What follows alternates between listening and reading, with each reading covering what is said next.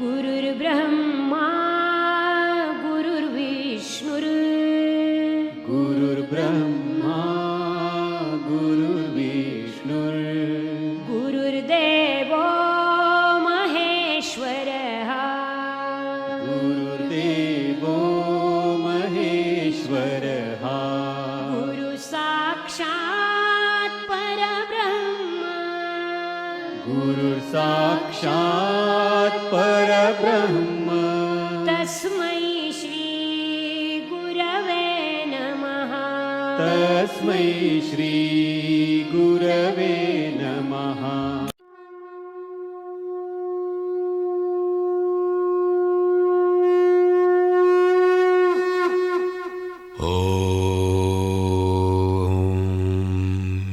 श्री परमात्मने नमः। प्रेम से बोलो श्री कृष्ण भगवान की जय। मित्रों, भक्तों, मैं आचार्य श्री राजेंद्र कुमार सूर्यवंशी भगवान श्री कृष्ण की चरणों की धूल उनका शिष्य। मित्रों, भक्तों, श्री विष्णु पुराण का अमृतपान आप तक पहुंचा रहे हैं। मित्रों, श्री विष्णु पुराण का तीसरे अंश का 12वां अध्याय हम प्रारंभ करने जा रहे हैं। तो प्रेम से बोलो विष्णु भगवान की जय। तो मित्रों, प्रारंभ करते हैं 12वां अध्याय, गृहस्थ संबंधी सदाचार का वर्णन। मित्रों, प्रेम से बोलो श्री कृष्ण भगवान की जय। मित्रों, पिछले अध्याय में हमने वार्तालाप चल रही थी। मित्रों, पिछले अध्याय में हमने आपको बतलाया था गृहस्थ पुरुष को नित्य प्रति देवता गौ मार्ग। तो मित्रों, पिछले अध्याय में हमने बतलाया था कि बुद्धिमान पुरुष लोक विदृष्ट पतित उन्मत्त और जिसके बहुत से शत्रु हो ऐसे परिपीडक पुरुषों के साथ तथा और उल्टा के अस्वामी शुद्र मिथ्यावादी अति व्ययशील निंदा प्रायण और दुष्ट पुरुषों के साथ कभी मित्रता ना करें और ना कभी मार्ग में अकेला चले। मित्रों, यहाँ तक हमने पिछले अध्याय में आपको सुनाया था। थोड़ा थोड़ा प्रसंग हमने आप पिछले अध्याय का सुनाया। अब शुरू करते हैं मित्रों श्री विष्णु पुराण का जो अध्याय चल रहा है। मित्रों, गृहस्थ संबंधी सदाचार का वर्णन 12वां अध्याय चल रहा है। मित्रों, प्रेम से बोलो विष्णु भगवान की जय। तो मित्रों, हे नरेश्वर, जल प्रवाह के अवेग में सामने पड़कर स्नान ना करें, जलते हुए आप घर में प्रवेश ना करें और वृक्ष की चोटी पर ना चढ़ें, दांतों को परस्पर ना घिसे, नाक को ना कुरेदें तथा मुख को बंद किए हुए जुमाई ना लेना और ना बंद मुख से खांसे या श्वास छोड़े। बुद्धिमान पुरुष जोर से ना हंसे और शब्द करते हुए आधो वायु ना छोड़े तथा नखों को ना चबावे। मित्रों, बहुत सुंदर यहाँ पर तिनका ना तोड़े और पृथ्वी पर भी ना लिखें। मित्रों, जो हम जैसे कि खाली बैठे बैठे टांगे हिला रहे हैं, हाथ हिला रहे हैं, गर्दन हिला रहे हैं, आंखें हिला रहे हैं, वो सब प्रतिबंध होता है। आपकी एनर्जी जो है वो वेस्ट जा रही है। तो मित्रों, थोड़ा सा इसका मैं उच्चारण करके बतलाता हूँ आपको कि हे नरेश्वर, यानी कि सुनने वाले के लिए वो करे, हे नरेश्वर, हे राजा, जल प्रवाह के वेग में, यानी कि जहाँ पे जल का भाव हो रहा हो वेग में सामने पड़कर स्नान ना करें। मतलब जहाँ नदी का तेज भाव गति चल रहा हो वहाँ पे स्नान नहीं करना चाहिए, नुकसान होगा। आप बह सकते हैं, भंवर भी उसके आगे हो सकता है, तो इसके ऊपर हिदायत दी गई है। तो जलते हुए घर में प्रवेश ना करें, यानी कि किसी घर में आग लग गई है तो अपनी स्वयं रक्षा करते हुए अगर आप उस अंदर जा सकते हैं किसी को बचाने के लिए तो बचाइए, वरना घर में प्रवेश ना करें। जलते हुए घर के अंदर प्रवेश नहीं करना चाहिए और वृक्ष की चोटी पर ना चढ़े, यानी कि बहुत ऊंचाई पे कई लोग चढ़ जाते हैं, मैं भी चढ़ता था मित्रों। मुझे याद आ गया ये प्रसंग के। नीम का पेड़ था मेरे यहाँ बहुत बड़ा गांव में। मेरा गांव कोई ज़्यादा दूर नहीं है, नागल राय कैंट, दिल्ली कैंट में, क्योंकि मेरे फादर मिलिट्री में थे, आर्मी में थे, तो हम यहीं के रहने वाले बसिंदे हैं। तो नीम का बहुत पुराना वृक्ष था, उसकी चोटी पे चढ़ के मैं तिरंगा बांधता था, ये मेरी आदत थी। तो कई बार वो टहनी जो बहुत पतली होती है वो टूट जाती है मित्रों, कई बार मैं बचा हूँ, तो इसलिए बहुत हिदायत देते। जामुन की लालच में मैं बहुत पतली टहनी पे चढ़ गया। जामुन का पेड़ थोड़ा कच्चा होता है, आगे से वो टूटने लगा और नीचे अब 30,000 या 35,000 वोल्ट की तारे जा रही थी। अभी कंट की बात है मित्रों, टूटने लगा, लेकिन मैं बहुत चतुर और चुस्त था, मैंने उससे छलांग मार के दूसरे पेड़ की टहनी पकड़ ली, वरना मैं वहीं लटक जाता। तो मित्रों, यहाँ पर शास्त्र में भी इसकी व्याख्या की गई है कि वृक्ष की चोटी पे ना चढ़े, दांतों को पर ना घिसे, यानी कि आप कई लोग समझ मतलब दांतों को जो है सफेद करने के लिए पत्थर से उसको रगड़ते हैं, तो उसको पत्थर से नहीं रगड़ना चाहिए, उसका केमिकल समाप्त हो जाता है। उसके लिए पेस्ट होते हैं, पेस्ट आप करिए बढ़िया बढ़िया, तो ऐसे दांत आपके खराब हो जाएंगे, क्योंकि दांत में ऊपर हमारा केमिकल चढ़ा होता है मित्रों। लोग बहुत देर तक दांतों में आप पेस्ट लगा के ब्रश करते रहते हैं, वो भी नहीं करना चाहिए, बाद में दांत में टीश मचती है। तो दांतों को पर ना घिसे, नाक को ना कुरेदे, यानी कि कईयों की आदत होती है नाक कुरेदने की, नाक में से वो कुछ ना कुछ निकालते रहते हैं, वो बहुत अपशगुन होता है मित्रों, दरिद्रता की निशानी होती है। तो नाक को ना कुरेदें तथा मुख को बंद किए हुए जुमाई ना लें। मतलब अगर आपको जुमाई आ रही तो मुंह के अंदर ही जुमाई ना लीजिए, क्योंकि अंदर की जो गैस होती है वो मुंह के अंदर ही चली जाएगी, इसलिए मुंह खोल के जुमाई लीजिए। मेरे को तो खैर जुमाई आती नहीं, हरि महाराज की पूरी कृपा है, मैं कभी उबासी नहीं लेता मित्रों। कुरेदे तथा मुख को बंद किए हुए जमुहाई ना लें और ना बंद मुख से खांसे, यानी कि कई लोग होते हैं बंद मुंह के से, ठीक है, अगर खांसी आ रही है तो मुंह पे दोनों हाथ रख दीजिए, आप एक हाथ रख दीजिए या दो हाथ रख के फिर खांस लीजिए, कोई दिक्कत नहीं, लेकिन मुंह बंद करके नहीं खांसना चाहिए, क्योंकि अंदर श्वास की नली में उसका प्रभाव पड़ता है। तो खांसे या श्वास छोड़ें। जब सांस छोड़ते हैं तो अंदर के अंदर सांस मत छोड़िए, जैसे कोई धूम्रपान करने वाला होता है तो अंदर धुआं ले जाता है, और कोई उनका बहुत खास अनुयायी आता है जिसका मान सम्मान करना पड़ता है, उसके सामने वो मुंह को बंद कर लेता है अंदर, तो आंखें लाल हो जाती है, धुआं आंख से भी निकल आता है। तो ऐसा कार्य ना करे। बुद्धिमान पुरुष जोर से ना हंसे। बहुत जोर से हंसने से क्या होता है कि जो हमारा कौवा है गले का वो फट जाता है मित्रों, वो फट जाता है तो आवाज आपकी फटने लग जाएगी। इसलिए जितना आपको जितनी आपके अंदर कैपेसिटी है, जितनी आप में ताकत है, उतनी तेज ही हंसिए। तो इसमें लिखा हुआ कि बुद्धिमान पुरुष जोर से ना हंसे और शब्द करते हुए, यानी कि कोई आप बात कर रहे हैं आप या फिर कोई प्रवचन कर रहे हैं या कुछ करें तो, और शब्द करते हुए आधो वायु ना छोड़े, यानी कि गैस जो है वो पास ना करें, गैस ना छोड़े, अपने पेट को बड़ी रखें, आधो वायु हुई होती है मित्रों, ना छोड़े तथा नखूनों को ना चबावें। कईयों के नखून चबाने के आदत तो वो नहीं चबाना चाहिए। तिनका ना तोड़े, तिनका नहीं तोड़ना चाहिए। कई आदत होती है तिनके तोड़ने की आदत होती है, तिनका ना तोड़े। और पृथ्वी पर भी ना लिखें, जमीन पर नहीं लिखना चाहिए। हे अप्रभु, विचरण पुरुष मूछ दाढ़ी के बालों को ना चबाए, ना चबावे, दो डोलों के परस्पर ना रगड़े और अपवित्र एवं अनिरंदित नक्षत्रों को ना देखें। नगन पर स्त्री को और उदय अथवा अस्त होते हुए सूर्य को ना देखें तथा शव गंध से घृणा ना करें, क्योंकि सब गंध सोम का अंश है। चौराहा, चैत्य वृक्ष, शमशान, उपवन और दुष्टा स्त्री की समीपता, इन सब का रात्रि के समय सर्वदा त्याग करें। बुद्धिमान पुरुष अपने अपूजनीय देवता, ब्राह्मण और तेजोमयी पदार्थों की छाया को कभी ना लांगे तथा वन अखंडी और शून्य घर में कभी अकेला ना रहें। केश असित अकंटक अपवित्र वस्तु बलि भस्म तुष तथा स्नान के कारण भीगी हुई पृथ्वी का दूर ही से त्याग करे।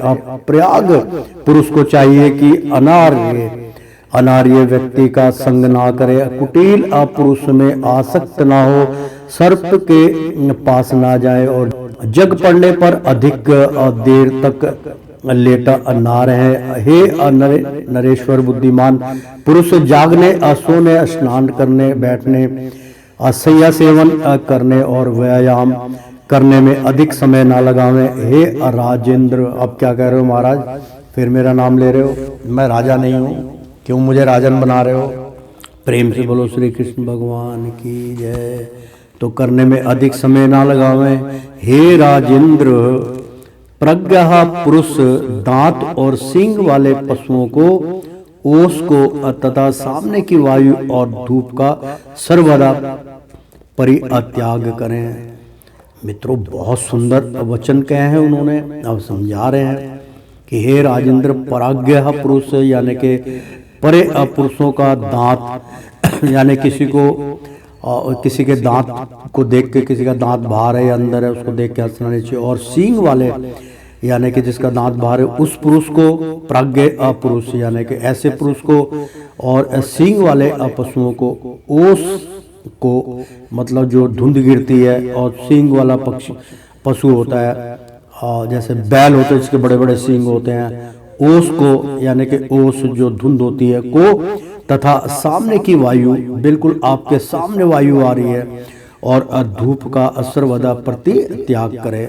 सामने धूप जैसे हवा अंधड़ आ रहा है, मतलब बहुत तेज हवा आ रही है, उसके सामने मुख ना करें, आंख में चली जाएगी, पीछे मुड़ करके धूप का सर्वदा परित्याग करे। धूप का ज़्यादा सेवन यानी कि धूप में ज़्यादा पीठ करके बैठना ठीक होता है, धूप में मुंह करके ना बैठिए, उसका परित्याग करने की आवश्यकता है, इसलिए कह रहे परित्याग करो। यानी कि बहुत गर्मी, भीषण गर्मी है, उसमें धूप से बचना चाहिए।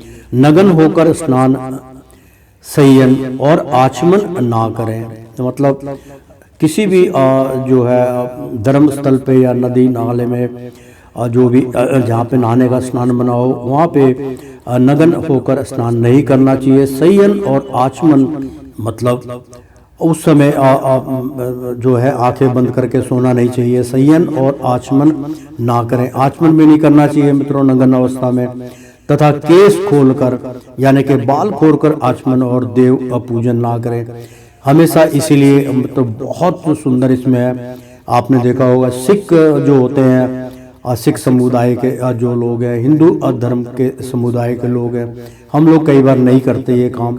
और जो मुस्लिम समुदाय के जो लोग हैं वो सर के ऊपर जब वो भगवान का नाम लेते हैं तो सर के ऊपर वो पगड़ी बांधते हैं, कोई टोपी लगाते हैं। वो हमारे जो है लोग सर पे रुमाल रख लेते हैं, तो इसीलिए वो कहते हैं कि ऐसा उचित नहीं है, ना करें। तथा केस खोलकर आचमन और देव पूजन ना करें, मतलब आचमन उनका सिर के ऊपर पल्ला रख के ही या सिर के ऊपर टोपी रख के, सिर के ऊपर रुमाल रख के ही पूजन करें। मैं तो नंगे सिर ही कर लेता हूँ महाराज, क्षमा करना।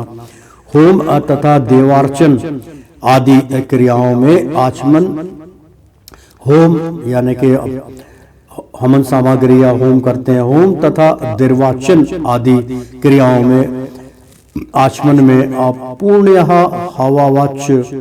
हवा वाचन में और जप में एक वस्त्र धारण करके परिवर्तन ना हो, यानी कि किसी एक ही वस्त्र से जप नहीं करना चाहिए।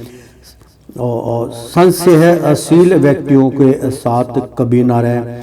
सदाचारी पुरुषों का तो आधे क्षण का संग भी अति अप्रशंसनीय होता है। बुद्धिमान पुरुष उत्तम अथवा अधम व्यक्तियों से विरोध ना करें। हे राजन, विवाह और विवाद सदा समान व्यक्तियों से ही होना चाहिए। प्राज्ञ पुरुष मित्रों यहाँ पे वो कहते हैं कि राजन कि विवाह और विवाद सदा समान व्यक्तियों से ही होना चाहिए। यानी कि विवाह का अगर योग बैठा रहे तो आपके बराबर का होना चाहिए। गरीब है तो आप भी गरीब हैं, मीडियम है तो आप भी मीडियम, अमीर है तो आप भी अमीर हैं।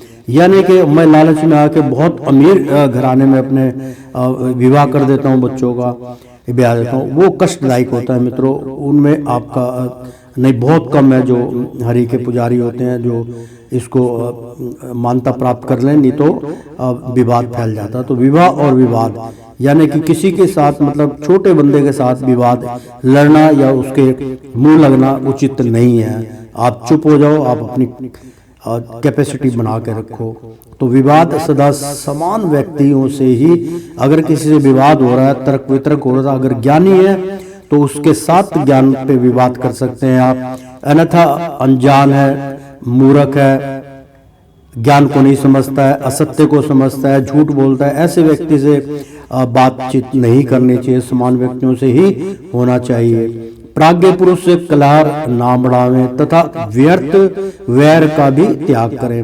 बेमतलब में किसी के साथ बैर नहीं रखनी चाहिए, उसका त्याग कर देना चाहिए। थोड़ी सी हानि असहल है, किंतु वैर से कुछ लाभ हो तो उसे भी छोड़ दें। स्नान करने के अनंतर स्नान से भीगी हुई धोती अथवा हाथों से शरीर को ना पहुंचे तथा खड़े खड़े केसों को ना झाड़ें और आचमन भी ना करें।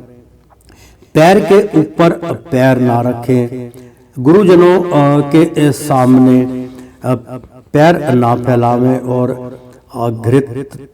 घृष्टता पूर्वक उनके सामने कभी उच्च स्थान पर ना बैठे। यानी कि गुरु से ऊपर स्थान पे नहीं बैठना चाहिए। मैं तो अपने मित्रों को कहता यार कुर्सी पे बैठो यार, सामने कोई दिक्कत नहीं, लेकिन मेरे चेले नहीं बैठते, वो आज पक्के हैं, वो नीचे ही जमीन पे बैठेंगे। तो जो बेचारा जो नीचे बैठने के काबिल नहीं है, घुटनों में उसकी प्रॉब्लम है, उसको तो हम कुर्सी दे देते हैं, आप कुर्सी बैठिए, कोई बात नहीं, क्षमा याचना करेंगे हरि प्रभु। तो गुरुजन के सामने पैर ना फैलावें, यानी कि गुरु के सामने या हरि के सामने पैर आगे करके नहीं बैठना चाहिए, उनके समक्ष पालथी मार के बैठिए। तो गुरुजनों के सामने पैर ना फैलावें और घृणता पूर्वक यानी कि घृष्टता यानी कि घृणा की अदृत पूर्वक उनके सामने मतलब खिजात करके आप उनके सामने मत बैठिए कि वो एक तरह के प्रवचन कर रहे हैं और आप उनसे ईर्ष्या कर रहे हैं, जल रहे हैं, तो वो आप बहुत बड़ा दुखदाई होता आपके लिए। तो ऐसा नहीं करना चाहिए। उनके सामने कभी ऊंचा स्थान पर ना बैठे, मतलब उनसे ऊंचा स्थान पे या उनसे ऊंचे कुर्सी पे ना बैठे। तो देवालय, चौराहा, मांगलिक द्रव्य और पूज्य व्यक्ति इन सबको बाईं ओर रखकर ना निकले तथा इनके विपरीत वस्तुओं को दाईं ओर रखकर ना जाए।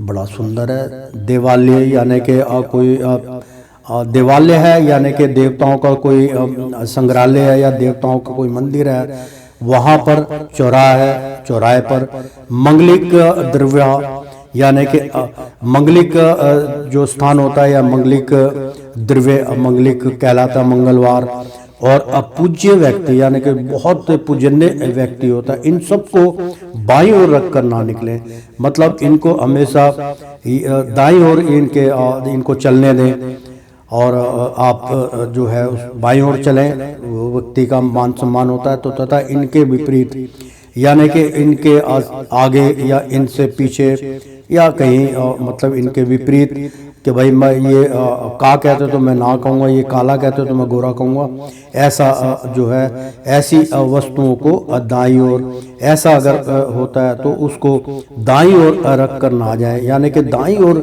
उनके ना रखे, बाईं ओर ही उनके रखे, उनके विपरीत ना रखे, उनके पीछे नहीं रखना चाहिए और उनके समक्ष रखना चाहिए। तो दाईं तरफ उनका भोग रखिए, कुछ भी रखिए। चंद्रमा, सूर्य, अग्नि, जल, वायु और पूज्य व्यक्तियों के सम्मुख पंडित पुरुष मल मूत्र त्याग ना करें और ना थूके ही। खड़े कई आदमी को होते हैं कि उनको पता ही नहीं है कि कोई विद्वान पंडित कई बार इधर भी होता। मैं जल अर्पण करता हूँ जब सूर्य देव को, तो मित्रों कई बार सामने से कुछ है ऐसे तत्व जिनको समझ नहीं है, वो मंदिर के सामने से निकलते हैं तो सामने ही वो थूक देते हैं, तो उनको नहीं पता कि उनका गुनाह कितना बड़ा है। कभी भी ऐसा नहीं करना चाहिए। थूकने के लिए एक स्थान होता है, एक साइड में चले जाओ जहाँ गंदगी है वहाँ थूक दीजिए, किसी के सामने मत थूकिए, अपमान मत कीजिए। तो खड़े खड़े अथवा मार्ग में लिखा हुआ है यहाँ पे, पुरुष मल मूत्र त्याग ना करें, यानी कि पंडित जो होता है पुरुष मल मूत्र का त्याग व्यक्तियों के सामने, यानी कि उनके सामने ही एक दूसरी जगह पे जाके मूत्र का त्याग करे और उसके सामने समझ खड़े होके मूत्र का त्याग ना करे और ना थूके ही खड़े खड़े अथवा मार्ग में मूत्र त्याग ना करे, यानी कि खड़े खड़े अब लोग तो यहाँ हम लोग क्या सब लोग अब खड़े खड़े पेशाब कर लेते हैं मित्रों। खड़े खड़े पेशाब नहीं करना चाहिए अथवा मार्ग में मूत्र त्याग ना करें। इसका मतलब ये होता है कि आप बैठकर अगर आप पेशाब करते तो आप बैठ के पेशाब करिए। तो बैठ के पेशाब करने में क्या होता है कि आपकी जो पेशाब की जो थैली है वो बिल्कुल साफ सुथरी हो जाएगी, संपूर्ण मूत्र हो जाएगा, आपको कुछ हिलाने डुलाने की जरूरत नहीं पड़ेगी। तो मित्रों खड़े होकर मूत्र करते हैं तो कुछ मूत्र के बूंद अंश रह जाते हैं, वो कच्चे में रह जाते हैं और दिक्कत होती है, बुरा लगता है। आप बैठ के पेशाब करेंगे तो पूरा जो है वो हो जाएगा और किडनी आपकी बहुत स्वस्थ रहेगी, काम करेगी, किडनी पे कोई असर नहीं पड़ेगा। खड़े होकर करते तो किडनी पे भी प्रभाव पड़ता है मित्रों, जोर पड़ता है। तो इसलिए यहाँ पे बतलाया कि खड़े खड़े अथवा मार्ग में मूत्र त्याग ना करें। तथा श्लेष्मा, यानी कि मार्ग में किसी सड़क पे, बीच पे, चौराहे पे, रास्ते में, बाथरूम या पेड़ के किनारे आप पेशाब नहीं करना चाहिए। कि किनारे पे झाड़ झूड़ में आप कर लीजिए, कोई दिक्कत नहीं है, तो ना करें। तथा श्लेष्मा यानी कि थूक, अपिष्टा, अमूत्र और रक्त तो कभी ना लांगे, यानी कि थूकने किसी ने थूक दिया है उसको लांगने की आपको आवश्यकता नहीं है। श्लेष्मा उसका जो गंध है वो आपके ऊपर आ सकता है, वो बीमार है कैसा है। तो पिष्टा, अगर किसी ने लैट्रिन की है तो उसको लांगना नहीं चाहिए, मूत्र है उसको नहीं लांगना चाहिए, साइड से निकल जाना चाहिए। और रक्त को भी, यानी कि खून किसी का पड़ा है उसको लांग के मत जाइएगा, ना लांगे। भोजन, देव पूजा, मांगलिक कार्य और जप होम आदि के समय तथा महापुरुषों के सामने थूकना और चीखना उचित नहीं है। मतलब बहुत सुंदर कि भोजन, देव पूजा, मांगलिक कार्य और जप होम आदि के समय तथा महापुरुषों के सामने थूकना और चीखना उचित नहीं है। उनके सामने, यानी कि कोई महापुरुष के सामने आप भोजन मत कीजिए। भोजन एकांत में करना चाहिए मित्रों। और महापुरुषों के सामने हो, जब आप पूजा कर रहे हैं, मंगल कार्य कर रहे हैं, तो आपका मुंह चल रहा है, ऐसा नहीं होना चाहिए। कई लोग भजन कीर्तन सुन रहे हैं और मुंह चला रहे हैं, गुटखा खा रहे हैं, कुछ और खाने की चीज़ें खा रहे हैं, बिल्कुल नहीं करना चाहिए। आपको व्रत रखना चाहिए उस टाइम। तो थूकना और छींकना भी उचित नहीं है, क्योंकि आप डिस्टर्ब हो जाएंगे। आप मान लो 50 आदमी के बीच में बैठे और आपको छींक आ गई, जोर से छींक दिया, तो सबकी दृष्टि आपकी ओर चली जाएगी और जो प्रवचन हो रहे वो बीच में उसके बाधा पड़ेगी, उसका कष्ट भी आपको भोगना पड़ेगा। इसलिए इसमें आप छींक भी आई है तो मुंह बंद करके या दोनों हाथ ऊपर रख के आराम से छींक दीजिए, कोई दिक्कत नहीं है। तो बुद्धिमान पुरुष स्त्रियों का अपमान ना करें, उनका विश्वास भी ना करें तथा उनसे ईर्ष्या और उनका तिरस्कार भी कभी नहीं करें। यानी कि बुद्धिमान पुरुष जो होता है स्त्रियों का अपमान ना करे, मतलब स्त्रियों का अपमान, उनको घृणा से उनको गाली गलौज नहीं करना चाहिए, उनका अपमान नहीं करना चाहिए, उनका विश्वास भी ना करें। यानी कि उनके ऊपर इतना बड़ा विश्वास मत करिए जो वो आपके ऊपर ही विश्वासघात कर दें। तो तथा उनसे ईर्ष्या भी ना करें और उनका तिरस्कार भी कभी ना करें। तो सदाचार, अपरायण, अप्रयाग, पुरुष, मंगलिक, दिव्य, पुष्प, रत्न, कीर्त और पूज्य व्यक्तियों का अभिवादन किए बिना कभी अपने घर से ना निकले। मतलब जब आप घर से निकलते हैं मित्रों तो आप पूजा पाठ करके निकलिए, भगवान का नाम लेके निकलिए, परमात्मा का नाम लीजिए। जाते समय अगर बाइक पे है, आप कार पे जा रहे हैं, दोनों कानों को हाथ लगाइए, भगवान का नाम लीजिए। और जोत बत्ती सुबह करते हैं तो जोत बत्ती कीजिए, यानी कि अमंगलिक कार्य जो होता है, यानी कि आप सदाचार अपरायण प्राग पुरुष, यानी कि अप्राण पुरुष जो होता है, जो अंतरात्मा से कार्य करता, तो पुरुष मांगलिक मांगलिक द्रव्य पुरुष पुष्प, यानी कि मांगलिक जो चीजें होती हैं, द्रव्य होते हैं, धूप बत्ती, अगरबत्ती, जोत बत्ती, खीर, मीठा मिष्टान, और पुष्प यानी कि फूल, रतन, कोई भी रतन जड़ित माला, अंगूठी, घृत, घी, और पूज्य व्यक्तियों का अभिवादन किए बिना, ऐसे व्यक्तियों का ऐसी पूजा पाठ करे बिना कभी अपने घर से ना निकले।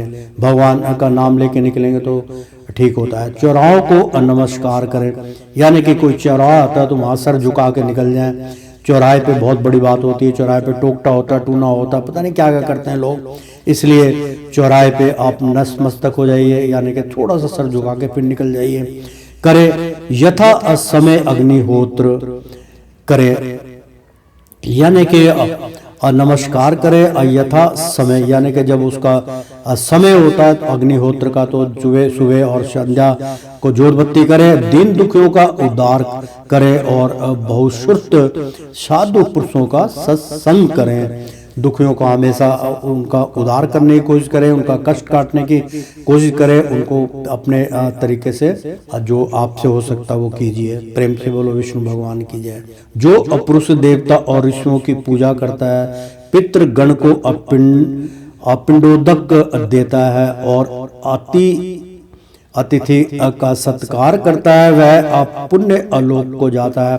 जो व्यक्ति जितेंद्रियां होकर, यानी कि अपनी इंद्री पे विजय प्राप्त कर लेता होकर, आप समयानुसार हित मित और प्रिय भाषण करता है, हे राजन, वह आनंद के हेतु अभूत अच्छे आलोकों को प्राप्त होता है। यानी कि मित्रों यहाँ कहने का तात्पर्य है कि जो व्यक्ति जितेंद्रियां, यानी कि अपनी इंद्रियों का वशीन कर करके उसको जीत चुका होता है, मन को शांति होती है, उसको ना खाने की पीने की किसी चीज में उसका ध्यान नहीं जाता, भगवान का भजन करता है, तो होकर समय अनुसार, यानी कि समय के अनुसार उसका हित मित, यानी कि हित और अमित और अप्रिय भाषण, यानी कि बहुत सुंदर प्रेम भाषण करना चाहिए, जो अपनी ओर आकर्षित हो जाए, लोग सुने। हे राजन, वह आनंद के हेतु भूते अच्छे लोगों को, अक्षय लोगों को प्राप्त होता है। बुद्धिमान, लज्जावान, क्षमाशील, आस्तिक और विनय पुरुष, विद्वान और कुलीन पुरुषों के योग्य उत्तम लोकों में जाता है। अकाल मेघ गर्जन के समय, यानी कि अकाल या मेघ गर्जन के समय, यानी कि जब मेघ के समय पवित्र दिनों पर आसोच काल में तथा चंद्र और सूर्य ग्रहण के समय बुद्धिमान पुरुष अध्ययन ना करे। मित्रों, यहाँ पर जब अकाल या किसी का कहते हैं कोई आस पड़ोस में किसी की मृत्यु हो गई है और वहाँ पर जो लोग एकत्र हो रहे हैं, तो ऐसे समय में या मेघ गर्जन के समय या बादल गरज रहे हों, उस समय अब पर्व दिनों पर, यानी कि अब कोई बहुत त्योहार है उस पर आसोच काल में, यानी कि बहुत जैसे कि बहुत सोच में पड़े हुए, आप पे दुख का समाचार आया, तो असोच काल में तथा चंद्र और सूर्य ग्रहण के समय, यानी कि चंद्र ग्रहण लगाओ, सूर्य ग्रहण लगाओ के समय बुद्धिमान पुरुष अध्ययन ना करे। यानी उस टाइम पे पूजा पाठ वर्जित है, पूजा पाठ नहीं करना चाहिए। हमने एक बार किया था, लेकिन मित्रों मेरा इसमें आ गया, लेकिन हमारी अपनी जो पुस्तक आएगी भूखे पेट भजन नहीं हो गोपाला, उसमें इस बात का भी जिक्र है। एक बारी मेरे मित्र थे 3-4, यहाँ पे हवन चल रहा था, मैं हवन करने की तैयारी कर रहा था, तो 3 साल के पहले के 2017 की बात है, शायद ध्यान में है। तो मित्रों उस समय 6 बजे ग्रहण लगना था, चंद्र ग्रहण लगना था, वो 9 बजे तक का ग्रहण था, 8:30-9 बजे तक का। उसी टाइम पंडित को फोन करके पूछा, कह रहा अवश्य लगा है और चंद्र ग्रहण लगेगा, 6 बजे शुरू होगा। तो हमने मजाक हंसी मजाक में अपने शिष्यों से कहा भी हम तो हवन करेंगे, क्योंकि पूरी तैयारी हो गई है। इसलिए हम जो है आज हरि महाराज की कृपा से जो है आज ग्रहण को रोक देंगे। तो वो लोग मजाक समझ रहे थे, लेकिन हमने अपना कार्यक्रम शुरू किया। ऊपर हरि महाराज का युद्ध स्थल हो रहा था, उन्होंने ग्रहण को नहीं लगने दिया। कभी आप इतिहास उठाएंगे तो आपके सामने आ जाएगा कि इस सन में और इतने बज के इतने मिनट पे सूर्य ग्रहण नहीं चंद्र ग्रहण नहीं लगा था। सुबह पेपर में भी आ गया था, मीडिया ने भी घोषित कर लिया कि इस बारी चंद्र ग्रहण नहीं लगा। तो मित्रों, ये बहुत विचित्र घटना थी, इसकी मैंने व्याख्या की थी, लेकिन मेरे अंदर कोई अहंकार नहीं और मैंने संपूर्ण किया। जब यहाँ पे इसकी बात आई है तब मैंने इतनी बात करी है मित्रों कि आप किस किस समय पे हमें जो है शुभ कार्य नहीं करना चाहिए, वो अनिष्ट होता है। तो तथा चंद्र और सूर्य ग्रहण के समय बुद्धिमान पुरुष अध्ययन ना करें। यानी कि कई लोग सूर्य ग्रहण में पूजा करते हैं, वो करते हैं, लेकिन अब उसमें होता है एक उपाय होता है मित्रों सूर्य ग्रहण में, लेकिन मैं इस पे नहीं बता सकता हूँ। बाकी किसी को जैसे काल सर्प योग का वो हो तो उसमें इसका बहुत उत्तम उपाय होता है। बाकी जो है कोई पूजा पाठ ना करें, कोई सिद्धि ना करें, ऐसा शास्त्र कहता है। तो जो व्यक्ति क्रोधित को शांत करता है, सबका बंधु है, मत्सर शून्य है, भयभीत को मंतवना देने वाला है और साधु स्वभाव है, उसके लिए स्वर्ग तो बहुत थोड़ा सा फल है। यानी कि बिल्कुल शांत स्वभाव का जो इंसान होता है उसके लिए बहुत थोड़े में ही वो स्वर्ग लोक की प्राप्ति कर लेता है। जिसे शरीर रक्षा की इच्छा हो कि मेरा स्वास्थ्य ठीक हो, मेरी शरीर में मेरी रक्षा हो, तो मित्रों बहुत सुंदर यहाँ पर बताया जा रहा है कि जिसे शरीर रक्षा की इच्छा हो वह पुरुष वर्षा और धूप में छाता लेकर निकले। यानी कि उसको जुकाम नहीं लगेगा और रात्रि के समय मतलब पानी में नहीं भीगना चाहिए, मतलब ऐसा वो उल्लेख कर रहे हैं। और पहली बार इसमें नहाएंगे, स्नान करेंगे तो एक जगह बैठ के अपने स्नान कर सकते हैं, रास्ते में ना चलें। तो समय और वन में अब दंड लेकर जाना, मतलब बहुत सुंदर यहाँ पे प्रसंग है मित्रों। प्रेम से बोलो विष्णु भगवान की जय।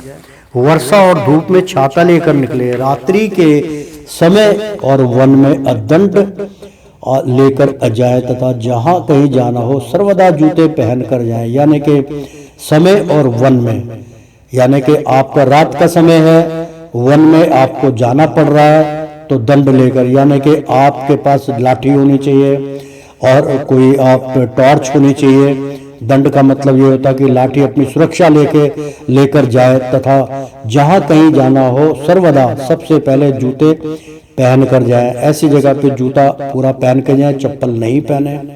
तो बुद्धिमान पुरुष को ऊपर की ओर इधर उधर अथवा दूर के अपदार्थों को देखते हुए नहीं चलना चाहिए, केवल युग मात्र 4 हाथ पृथ्वी को देखता हुआ चले, ताकि आप कहीं खड्डे में, नाले में या कोई सर्प आपके पैर के नीचे ना आ जाए। तो आप अपनी दृष्टि इधर उधर करके ना देख के सिर्फ जमीन के 4 कदम पर आप ध्यान रखिए, आप चलाइए। चाहे दिन का टाइम हो, रात का टाइम हो, तो टॉर्च जला के आप चल सकते हैं। इधर उधर ना देखें तो आपको, क्योंकि ज्यादातर सर्प वगैरह जो है रात्रि के टाइम वहाँ जो है जो चिकना फर्श होता है, जैसे कि पगडंडी का रास्ता होता है, वहां पे बैठे होते हैं, तो उनसे बच के निकलिए। तो देखता हुआ चले। जो अजितेंद्रिय दोष के असमस्त हेतुओं को त्याग देता है, यानी कि जो जितेंद्रिय दोष के समस्त, यानी कि अपने इंद्रियों के का वशीकरण कर लेता है, समस्त हेतुओं को त्याग देता है। मतलब जो बहुत ही मतलब कष्टदायक होता है, बहुत ही जिससे मेरा काम ही नहीं चल रहा, मैं पैसे के पीछे भाग रहा हूँ, उसको वो कहता मैंने छोड़ दिया जी, जो हरि चाहेंगे वही होगा। तो हितों को त्याग देता है, उसके अधर्म, अर्थ और काम की थोड़ी सी भी हानि नहीं होती। ऐसे व्यक्ति का काम कभी नहीं रुकता। मान लीजिए किसी अधर्म स्थल पे आप जा रहे हैं, यार मेरे पास समय नहीं है, मैं कैसे परिक्रमा करूंगा, मैं कैसे जाऊंगा, मेरे 2 दिन खराब हो जाएंगे। मत सोचिए, आप जाइए आपने अगर वहाँ पर जाने में, भगवान के दर्शन करने में, वहाँ परिक्रमा करने में 500 रुपये का आपका खर्चा है, तो आपको 10 गुना ज़्यादा यहाँ वापसी मिलेगा। तो 5 को 10 से अगर आप मल्टीप्लाई कर लेते हैं, मतलब गुना कर लेते हैं, तो आपको कितना मिलेगा? 500 की जगह 5000 मिलेगा नहीं। तो इसलिए आप उसकी आप चिंता मत कीजिए। वो आपका कर जो है वो कभी अपने ऊपर नहीं रखते हैं। 10 खर्चोगे तो वो 5-10 गुना ज़्यादा आपको उसकी बढ़ोतरी करेंगे। तो काम की थोड़ी सी भी हानि नहीं होती है। जो विधा विन्य संपन्न सदाचारी प्राज्ञ पुरुष पापी के प्रति पाप में व्यवहार नहीं करता, कुटिल पुरुषों से प्रिय भाषण करता है तथा जिसका अंतरकरण मैत्री से द्रवी अभूत रहता है, मुक्ति उसकी मुट्ठी में रहती है। प्रेम से बोलो श्री कृष्ण भगवान की जय। मतलब कहने का ये है कि जो विधा विन्य, जो मतलब हमने विद्या सीखी है, जो विद्या के अंतर्गत आता है, जो विद्या विन्य संपन्न जो कर लेता है, सारा जो शास्त्र को जान लेता है, जो अच्छे गुण विद्याओं को जान लेता है, संपन्न हो जाता है, उसमें संपूर्ण हो जाता है, वो सदाचारी अप्राज्ञ पुरुष, मतलब ऐसा सदाचारी प्राज्ञ पुरुष होता है, ज्ञानी पुरुष हो जाता है। पापी के प्रति पाप में व्यवहार नहीं करता। वो पापी के प्रति वो तो पाप कर ही रहा है, तो उसमें मेरे में क्या अंतर है? मेरे को वो काम नहीं करना। उसने मुझे एक गाल पे जोर से थप्पड़ मारा, मैंने कहा मित्र बहुत अच्छा किया, आपका अगर क्रोध शांत हो जाए मेरे इस गाल पे भी थप्पड़ मार दीजिए। होए तो ये कर रहा, मतलब उसने 2 गाली और निकाली। मैंने नतमस्तक हो गया, मैंने कहा प्रभु अब आपकी इच्छा पूरी होगी तो मैं जाऊं। मैं चुपचाप निकल गया। तो इसका मतलब ये हो गया आपने पुण्य कमाया और वो जो लेके जा रहा है वो उसकी तकदीर है। तो इसलिए कहते हैं सदाचारी प्राज्ञ पुरुष पापी के प्रति अब पाप में व्यवहार नहीं करता। जो पापी है वो पाप का व्यवहार करता है, हम उसके प्रति पाप क्यों करें? तो कुटिल पुरुषों से प्रिय भाषण करता है, यानी कि कुटिल पुरुषों से प्रिय भाषण करता, मतलब बहुत कटीले होते हैं, जो बहुत तीखे प्रहार करने वाले, तो ये भाषण उनके साथ अगर वो कोई भाषण या बोलता है, तथा जिसका अंतरकरण मैत्री से द्रवीभूत रहता है, यानी कि आप उनसे जिस प्राणी को किसी चीज से कोई डर नहीं होता, यानी कि ऐसे कुटिल पुरुषों से प्रिय भाषण, यानी कि बहुत क्रोधित आदमी, बहुत गुस्से वाला, बहुत गाली गलौज करने वाला, शराबी कबाबी, उससे भी वो प्रिय भाषण, यानी कि बहुत प्रेम से आप बोलता है, प्यार से बोलता है, मन को शांत कर लेता है। तो तथा जिसका अंतरकरण मैत्री से द्रवीभूत, यानी कि उसका अंतरकरण जो है प्रेम में विलीन हो जाता है, मैत्री से द्रवीभूत रहता है, यानी कि बहुत प्रसन्न रहता है मित्रों, तो मुक्ति उसकी मुट्ठी में रहती है। तो मुक्ति का यानी कि मार्ग जो है वो जब मर्जी वो ऐसा इंसान मुक्त होता है मित्रों, तो उसको कोई डर नहीं होता। तो जो अवित राग महापुरुष कभी काम क्रोध और अलोभ आदि के वशीभूत नहीं होते तथा सर्वदा सदा आचार में अस्तित्व रहते हैं, उनके अप्रभाव से ही पृथ्वी टिकी हुई है। अतः अप्राज्ञ पुरुष को वही असत्य कहना चाहिए जो दूसरों की प्रसन्नता का कारण हो। यदि किसी सत्य वाक्य के कहने से दूसरों को दुख होता जाने तो मौन रहे, यानी कि बहुत सुंदर इसमें मैं एक अपना श्लोक बोलना चाहता हूँ मित्रों, ध्यान से सुनिएगा। कई बार मैं कह देता हूँ कि वो कहते यार क्या बात होगी, आपने बताया नहीं, आप गुस्सा क्यों हो गए, आपने उसके साथ ऐसा तकरार किया ये। तो मैं तो सीधी सी बात कहता हूँ मित्रों कि भाई सत्य आप सुन नहीं सकते और झूठ मैं बोल नहीं सकता हूँ, चाहे वो मेरे घर के परिवार के लोग हों, धर्मपत्नी हो, बहन भाई हो, कोई भी हो, रिश्तेदार हो, तो मैं उनको भी कह देता हूँ मुझे पता है कि इनके अंदर द्वेष भरा हुआ है। तो वो जब ऐसे कटुर शब्द का उच्चारण करते हैं तो मैं चुप हो जाता हूँ। मैं कहता हूँ कि जो है आप सत्य आप स्वीकार नहीं करेंगे, सत्य आप सुन नहीं सकते और झूठ मैं बोल नहीं सकता, इसलिए मैं चुप हो जाता हूँ। यही बात आज ये शास्त्र कह रहा है मित्रों। तो अब तुलना आप कर लो। यदि अप्रिय वाक्यों को अभी आहित कर समझे तो उसे ना कहें। उस अवस्था में तो हित कर वाक्य ही कहना अच्छा है, यानी कि जो इसके उसके हित में उसमें हाँ मिला दो, हाँ जी बिल्कुल ठीक है बस, भले ही वह अत्यंत अप्रिय क्यों ना हो। जिससे वो प्रसन्न हो जाता है वही कार्य कर देना चाहिए। जो कार्य इह लोक और परलोक में प्राणियों के हित का साधक हो, अमतिमान पुरुष मन वचन और कर्म से उसी का आचरण करे। तो प्रेम से बोलो श्री कृष्ण भगवान की जय। मित्रों भक्तों, श्रीमन नारायण नारायण हरि हरि, तेरी लीला सबसे न्यारी न्यारी, बोलो हरि हरि। ओ लक्ष्मी नारायण नारायण हरि हरि। मित्रों भक्तों, इस प्रकार श्री विष्णु पुराण के तीसरे अंश में 12वां अध्याय समाप्त हुआ। प्रेम से बोलो विष्णु भगवान की जय। मित्रों भक्तों, एक बार बोल दो ना राधे राधे, कृष्णम कृष्णम। मित्रों प्रेम से बोलो श्री कृष्ण भगवान की जय, भोलेनाथ भंडारी की जय।